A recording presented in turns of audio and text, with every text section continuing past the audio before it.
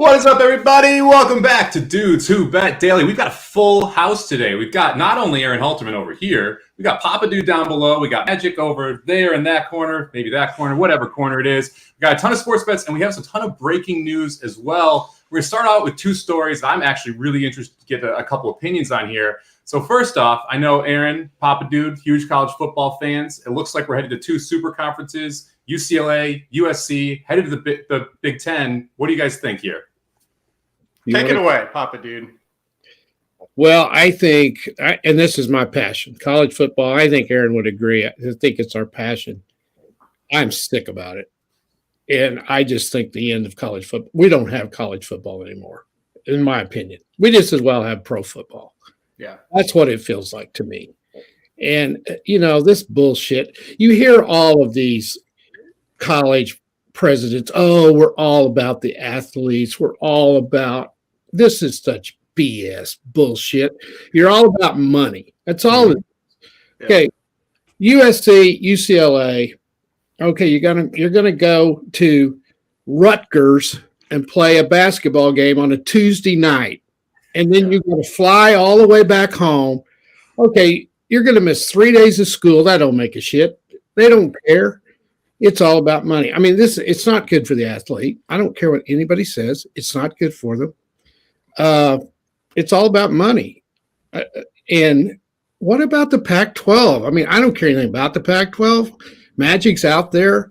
I mean, isn't USC and UCLA the cornerstone of the Pac-12? Yeah. Oh, yeah. I mean, you can make an argument for Oregon, but without USC and UCLA, Oregon's screwed. I mean, they're going to end up in one of these power conferences now as well because they have enough money to do it with the Nike backing. Yep. Well, we've been hearing for years we're going to go to 4 16-team power conferences. I don't think there's any doubt. Do you guys? No. Yeah, and California, I think, is the marquee of the Pac-12. When you talk about big markets, I mean, the Pac-12 is effectively losing LA, and that's their biggest market for sure. And listen, as far as how they've performed on the field, certainly not. But UCLA and USC are the marquee teams in that conference. And like Somich said, Oregon definitely with the Nike money is kind of in their own little realm. But it's also like Somich said, they ain't sticking around. They've got the power. They've got the clout. They're going somewhere. I don't know if it's going to be 2 super conferences, 4 super conferences. College athletics is now just the minor league system for all these pro franchise or all these pro leagues. That's what it is. It's kind of been that way for a while, and now it's just kind of officially becoming that. Yeah. Well, you guys agree too that recruiting now is going to the highest bidder? Oh yeah, and that's the other thing. I was talking to a friend of mine yesterday, and I said, some of these traditional powers in college football that are kind of in smaller places, looking at you, Oklahoma. I don't think they're going to be able to compete the way the landscape is right now with recruiting. I just don't think it's going to happen. It's not like Oklahoma is a poor school and a lot of poor people go there or went there, but they don't have the money that the bigger, markets like Texas A&M and like Texas and USC and all these places where there's money to be had. If there's no cap on what's happening, some of these schools that are traditional powers, I think they're going to shrink a little bit, and I think Oklahoma's one of them. Yeah, could be. I'm interested to hear you guys, Mike and Magic, because you're from a different area of the country than we are. I mean, this is college football around here. I don't know about you guys. What do you think? Well, I think college football already was struggling with what was going on with how dominant the SEC has been. And essentially the championship games and series have been fun, but you have the same teams there again and again and again. And I don't think that's going to change. I think what you're going to end up with here is 2 super conferences of 20 teams or so. And that's going to be like your Class A level, right? And then you're going to have a bunch of these middling teams in Class B that will still play. The NFL is already sick of college football. They've been frustrated with them for a while. So it'll be interesting to see if the NFL does something like the NBA did, where they created the G League, and you can now go to the G League out of high school, play there for a year, and then get drafted in. I wouldn't be shocked if you see some of the NFL teams come in and say, the NFL say, we're going to set up a league underneath and try and figure out how to help the movement in here so that you don't have all the different violations from agents before the draft. And like the NIL money opens all those doors up. Yes. And the NFL already hates all that. So I wouldn't be shocked if you see them try and step in and figure something out as this kind of continues to erode. You're going to have a lot of fun games, but outside of that, it sucks for places like Utah, where you had to have USC go play in Utah every 2 years, and that was a blast. And like, there's some teams that's really you feel for here. Yeah. Magic. Pay the players at this point. My God, like this is a professional league now. College athletics, specifically football, basketball. Pay the damn players. There's way too much money being thrown around, and proportionately, like compared to what it was 50 years ago, 70 years ago, yeah, there's a lot more money being made, and none of that's going to the players. You might argue that the housing, but the food or the travel, but I mean, Papa Dude outlined it perfectly. They're not students. They're athletes. You're treating this like an exact giant program that you have full authoritarian power over, because some of these, like USC, is private school. You don't get to dictate what they get to do for a lot of things. They're a private school, so you got to watch out for that shit. Yeah. Go ahead, Mike. The phrase student athlete is pretty much dead when you're talking about basketball, football. I mean, there are other sports that I would argue student athlete is great, like golf, track and field, some things like that, where it's valuable to get that scholarship, and they're going into school to have a career that's not sports, and it makes a ton of sense. But man, at the top level of what we are seeing now, it's just eroding the sports. But don't you think we're going to have to pay them equally? We can't let the quarterback make $4 million and the offensive lineman make $50,000. Yeah. Don't you think the players are going to have, if the colleges go ahead and start paying the players, aren't they going to have to be paid equally? Well, does that mean a starter's making the same as a practice squad player?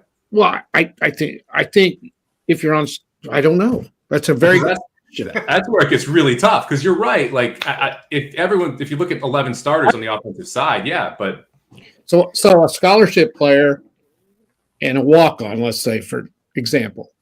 Well, the scholarship player's already getting paid. He gets the scholarship, right? Right. Now, and that's what's lost in all this too, but it's become just an afterthought. You used to go to school to get the scholarship, so you didn't have to pay to go to college, and you got your degree and you got out. And that was the whole deal. That's why you worked so hard to get the scholarship. Now you get a scholarship plus whatever else you can get, NIL. Maybe they ought to do away with the scholarships. You're going to have to make some sort of – it's going to have to be like a miniature NFL, or you're going to have some sort of salary cap, right? Like Texas A&M can't go out and give $500,000 to all the incoming freshman offensive linemen so they get them, right? Like long term, that's not going to happen. You already see it, like Lord Nick Saban is mad because you know why? Alabama probably doesn't have the resources they don't have the Texas resources. A&M has. Right. Well, you take a place like Clemson. They don't. No. How about Baylor? Now, Baylor's a private school, but still. Yeah. How about Oklahoma State? If you don't think Oklahoma has it, what about Oklahoma State, which is a pretty damn good program? Yeah, that's the thing. And I think Somich kind of alluded to it a little bit. Those middle-type programs like Oklahoma State, like a Baylor, who can jump up and win a BCS game, like an Iowa. Iowa. Gap is getting larger for them now. Yeah. You can say goodbye to the Cinderellas like Northwestern that's popped up and won the Big Ten. Good example. That's done. That's never happening again, right? And I also just throwing this out there. If you give me $500,000 and I'm a freshman in college, that would have been a shit show. Like that would have caused a lot of other problems. Yeah, absolutely. And then you also hit on it, Mike. You've got these other sports, like all women's sports, pretty much. They don't make any money professionally for the most part compared to the men. Right. Those are real student athletes. That's the problem with this whole thing. Well, that's what we'd like to see the scholarships moved. All the scholarships go away from basketball and football, right? Yeah. Because they're getting paid. I think you're right. And you move the scholarships over to sports where it matters that you're in school, where you're an actual student athlete. That would be the solution. That's the problem. You got two different worlds that we're living in.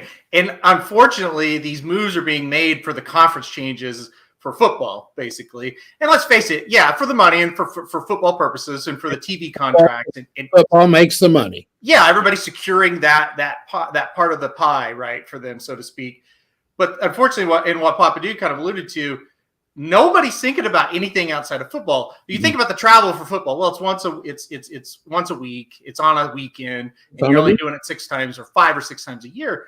But all the other sports that aren't affected by that football are dragged into this thing, and all of a sudden, yes, UCLA women's basketball is playing Rutgers on a Tuesday, and so on and so forth. These other sports play all through the week. They don't exactly, yeah.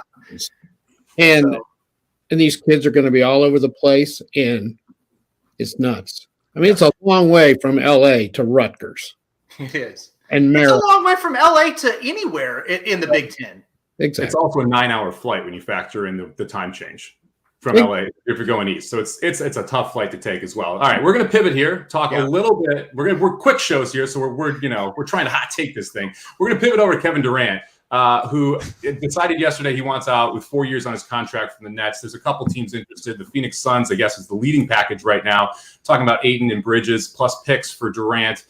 We'll see if he can force his way out. Like I said, 4 years on his contract. Papa Dude, what do you think about that? Well, I'm going to be in the minority here probably because I'm a Durant fan. So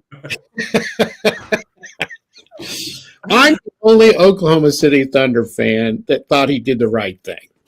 Okay, when he left Oklahoma City, because I hate whatever his name is. Westbrook. Yeah, I hate him.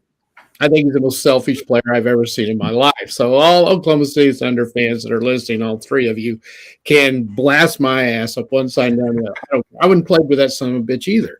I don't think they got along, and I don't think Durant thought he could win a championship with Westbrook. I don't. And guess what? He couldn't. That's been proven. So now I do blame him for going to Brooklyn. Was anyone else, whenever this happened, surprised he went to Brooklyn? Wasn't that all about money, Mike? Oh, yeah. You have an entrepreneurial owner that he wanted to team up with from a business perspective, and he brought his crazy friend with him. Don't bring your crazy friend with you. Yeah. Who's clearly crazy. Like, at this point, we had evidence after what happened in Boston that Kyrie Irving was a little bit off the rocker. Yes. And I get it. Everyone has a friend that's a little out there. Yeah, it doesn't mean you need to bring that friend into business with you. Well, I did lose a lot of respect for him whenever this happened. And he is now going too far. You signed that contract, okay, you got to honor it, in my opinion. But I think it'd be cool if he came back to Oklahoma City. That'd be the coolest thing ever. I would love it. Because these Oklahoma fans, they're down there going, Oklahoma City Thunder, we hate him. He gets back. They get a couple of other guys. They go on a 10-game winning streak. Oh, this Kevin Durant, this guy is amazing. What a player. We love this guy. And all he would have to do is get on every TV show down in Oklahoma City, which is about 2, and get up there and go, I love you guys. I miss coming to Oklahoma City so bad. And get out there and do that, and they go, oh, God. You know what? I think he means it. I think he really means it. We're glad to get him back. It's just like if Lincoln Riley wins 2 national championships and wants to come back and coach OU, he will be wonderful again. That's the way people are. You know that. Kind of like Brent Venables, who's a wonderful again after getting ran out of town as the defensive coordinator that everybody's forgotten about conveniently at Oklahoma. We buried the hatchet. Oh, he's coming back to OKC. We've talked it out, and I'm on. Yeah, they have the assets to get him. If you're going from like the 2 teams that have the actual assets to go get someone are Oklahoma City, who have just a boatload of picks and a bunch of good prospects right now. So you could get 1 or 2 of the prospects, the draft picks they had the last couple of years, and a bunch of picks, and you could build a team around Kevin Durant with a bunch of these young guys. The other one's is New Orleans. The Pelicans, man. I mean, they have Zion and they have Ingram and they have picks. And you give one of those 2 players up and a bunch of picks. That's not a bad quick rebuild from the Nets perspective, who really can't suck because they traded all their picks already. So if they're terrible, their picks are already gone. They can't really tank here. But then you said there's 2 teams he wants to go to, right? Miami, Phoenix. Yep. But they don't have anything to trade, right? Well, I mean, the Phoenix doesn't want Ayton anymore, but do you really want to build your team around a center? Probably not, right? And then Mikal Bridges, who's a B-level player, they don't have very good picks, and they're going to be good, so their picks aren't going to be good anyway. Miami, like, you take Butler and Hero back? No picks there, though. So it's like, if I'm the Nets, you can also just say, screw you, man, you're playing here. That's the other option, right? Well, if that's the only 2 places you're going to go, they have to, right? Yep. Yeah. So it'll be interesting to see where that plays out. All right, Magic, do you want to talk about your hockey team and why you're wearing a Wings jersey before we give out the picks here? Derek Lalonde era, the Detroit Red Wings. They hired the guy that I've been waiting since the season ended at the end of April. He's been Tampa's assistant for a while. He's basically, if you follow the NHL, he's a clone of John Cooper, who is, if not the greatest coach in the NHL right now, definitely in the top 3 every season. So you're getting a clone of a guy who is one of the top 3 coaches, handpicked by Steve Yzerman, who runs the franchise, and a guy who is running Tampa's penalty kill and defense. And those were 2 extremely glaring areas for the Detroit Red Wings. So extremely excited. We've been partying since 7 a.m. It's a wonderful time to be a Detroit Red Wings fan again. True. I've never gotten a picture of a tequila bottle for Magic, and I got one last night after this hire. So he definitely had. That's probably why he's wearing the sunglasses this morning. Yeah. When he heard about this, we were with him. Like, it was right after Magic Mike's show ended. Yeah, he was very excited. Like Somich and I were talking about something very important, and he just started yelling. So, all right, we're going to jump into the bets now. We've got 2 baseball bets for you. We got 2 horse bets for you because Aaron and I are both pissed about picking baseball games yesterday. We like absolutely roll. We'll start out here with Magic's best bet. Magic, you want to jump into it? Yeah, this is a great way to start off. Happy Canada Day if you're watching. It is Canadian Independence Day, July 1st. Happy Canada Day to all our friends in the North. Listen, for that reason, we're going to talk about the Rays and the Jays. The line was at under 9 for most of yesterday. Caught it at 9.5 right before bed. It's back to under 9. You actually are seeing under 8.5 in some markets. So if you can get anywhere close to 9.5 right now, I recommend doing that. Second of a 5-game series, Toronto won yesterday 4-1. Tampa's averaging a little over 3 runs in their last 10 games. But a big reason I like this is because of who's pitching. Tampa's got Corey Kluber back in. May 10th, I went back and watched. Looked at his stats. He got hit for 8 runs on 11 hits by the LA Angels, Anaheim Angels, wherever the hell they're at these days. But since then, he's only allowed 2 or fewer runs in 7 of his past 8 starts. So he's on an upswing right now. Since May 1st, the Rays bullpen is actually 7th in league ERA. Conversely, you would think of Toronto with their good pitching staff, and overall, Toronto's pitching staff's numbers look good. They're throwing out a guy named Jose Barrios, who's probably related to Jared's favorite jockey, Hector Barrios. But it makes me really nervous about the under when Barrios gets in because his last 2 outings, he hasn't finished 3 innings. He's allowed 6 or more earned runs in each of those. But the good news is the Rays bats, they're also pretty quiet. I'm thinking this is a low-scoring game. I'm predicting 3-2. If you like a couple of other numbers, you can get Tampa first 5 innings plus 125. So if you think like I do that Barrios is going to get rocked and chased early, you're getting a lot of value there. Low-scoring game. Tampa can win outright. I'm seeing 118 in some markets as well. But I really think Tampa's got a sneaky chance here to go into Toronto when Tampa's overall record isn't great. Toronto's record looks great. I think Tampa's going to be sneaky here. I love it. Magic going under 9.5, I guess 9 right now for the Jays. Rays today. Papa Dude, you want to jump into our other baseball bet here? I have to follow that? Yeah. That was wild. That was a long-winded one, wasn't it? Okay, for all you people, this is my first day on here. I will be quick because I realize like that. By the way, Magic, I almost picked that too. I almost did. I almost picked your game, so that's interesting. I really like everything you said. I really do. I was on Corey Kluber too. I did go back and look that up. He has been very, very consistent. I'll just go real quick. When I do baseball, I don't get complicated like Magic does. I look at 3 things: the starting pitchers, who's on winning streaks, and how they've been playing in the last 10 games. That's basically all I do. And I get about 60% of them. So maybe if I looked them up, I'd get more, but probably I would get less if I did, because it would be too complicated. I'm going Boston over the Cubs today, because anytime you get this low, minus 135, and the Cubs are involved, I got to take the other team. Sorry, Mike. But I just feel like, see, I listened yesterday. I know you're a Cubs fan. I don't hate the Cubs. I didn't think Boston at that low against the Cubs today with the pitching matchups the way they are. The Cubs are throwing out a guy that's shown a lot of promise, but he's only thrown 10 2/3 innings. He's given up 2 earned runs. So he's got a chance. And I saw how you analyzed the Cubs yesterday, thinking Boston doesn't see this pitcher. And that's a good way to go. Boston's sending out Rich Hill. He pitches very good on the road. I did look that up. Boston's won 8 of their last 10. They had a 7-game winning streak.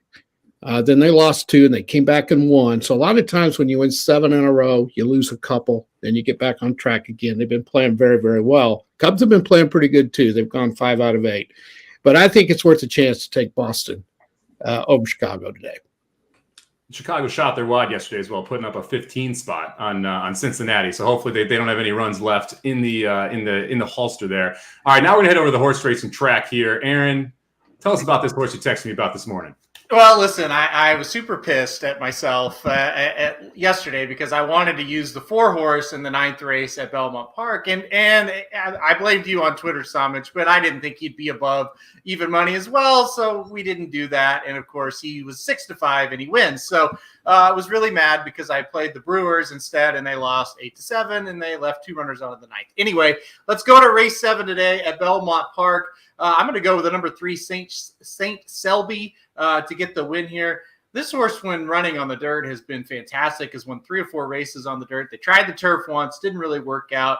Back in here in allowance ranks, facing open company, but the horse from a speed figure standpoint fits in very, very well. From a pace standpoint, I think drawn inside of all the speed, gets the lead, goes gate to wire. Rob Atras, another good meet here at Belmont Park. So I think number 3, Saint Selby, gets it done today in the 7th race at Belmont.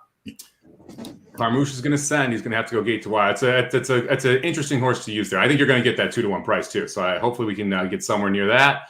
I'm going to wrap up the picks here. I'm going to go to Belmont race 5 and take a first-time starter. I love playing these maiden special rate races. I think you can find a good prices in them. I'm going to go with the Christophe Clement trained number 4 horse, Royal Velvet.